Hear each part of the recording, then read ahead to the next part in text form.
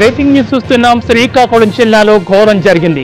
కాశీబుగ్గలోని వెంకటేశ్వర స్వామి ఆలయంలో జరిగిన తొక్కిసలాటలో 9 మంది భక్తులు మృతి చెందారు.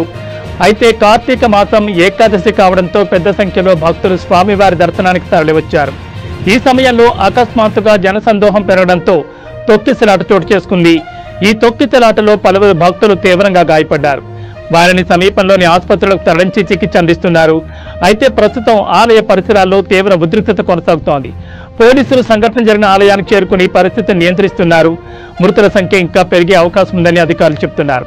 ఈ ఘటనపై జిల్లా అధికారులు సమగ్ర విచారణకు ఆదేశాలు జారీ చేశారు. ఆలయ భద్రతా ఏర్పాట్లలో నిర్లక్ష్యం ఉందా అనే దానిపై కూడా దర్యాప్తు కొనసాగుతోంది. కాగా ఈ తొక్కిసలాట ఘటనపై ఆనం రామనారాయణ రెడ్డి ఆరా తీశారు.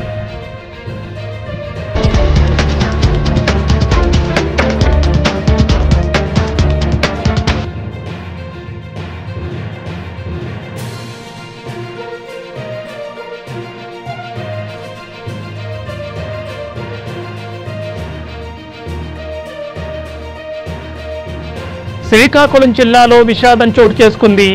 కాశీబుగ్గ వెంకటేశ్వర స్వామి ఆలయంలో తొక్కిసలాట జరిగి 5గురు మృతి చెందారు. పలువురికి గాయాలయ్యాయి. ఏకాదశి కావడంతో ఆలయానికి భక్తులు పోటెత్తారు.